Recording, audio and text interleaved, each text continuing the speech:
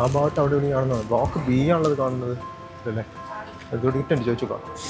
ഏട്ടാ ഈ 32-ാം വാർഡ് എവിടെയാ? അല്ല പിന്നെ 32-ാം വാർഡിൽ എൻ്റെ ആരാ കിടക്കണേ? എടാ അത് ഞാനാണ്. ആ നിങ്ങളേനോ?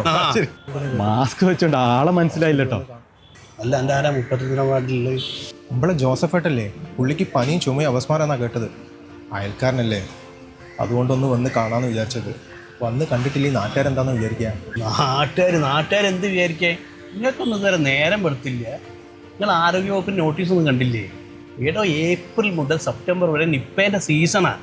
ഏറ്റവും കൂടുതൽ സൂക്കട് വരുന്ന ആസ്പത്രിയിൽ നിന്നാണ്. സൂക്കട് കാണാൻ ഇറങ്ങിയത്. നിങ്ങൾ പോകാൻ നോക്കി ചെല്ലി.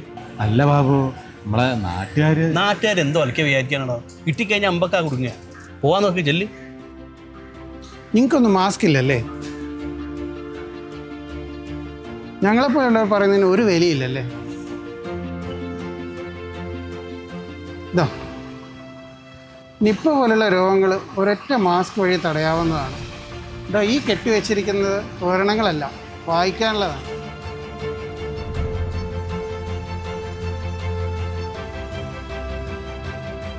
ജോസഫാരനൊക്കെയാ വീട്ടിൽ വരും. ഇപ്പോൾ പോകാൻ നോക്കി ചെല്ലി. അതിജാഗ്രതയുടെ 6 മാസക്കാലം, ഏപ്രിൽ മുതൽ സെപ്റ്റംബർ വരെ. വവ്വാലുകളെ ഉപദ്രവിക്കരുത്. വവ്വാലുകൾ ചേക്കേറിയ മരങ്ങൾ നശിപ്പിക്കരുത്. വവ്വാലോ മറ്റേതെങ്കിലും ജീവികളോ കടിച്ച പഴങ്ങൾ കഴിക്കരുത്.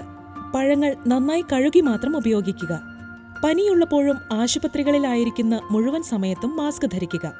വളർത്തുമൃഗങ്ങളെ പരിപാലിക്കുകയും ശുശ്രൂഷിക്കുകയും ചെയ്തതിനു ശേഷം സോപ്പും വെള്ളവും ഉപയോഗിച്ച് കൈകൾ കഴുകുന്നത് ശീലമാക്കുക. വീട്ടിലാർക്കെങ്കിലും പനിയോടൊപ്പം പരസ്പര ബന്ധമില്ലാതെ സംസാരിക്കുക, ജന്നി, തീവ്രമായ തലവേദന, ശ്വാസം മുട്ടൽ തുടങ്ങിയ ലക്ഷണങ്ങൾ ഉണ്ടെങ്കിൽ വേഗത്തിൽ വൈദ്യസഹായം തേടുകയും ആരോഗ്യ പ്രവർത്തകരെ വിവരമറിയിക്കുകയും ചെയ്യുക.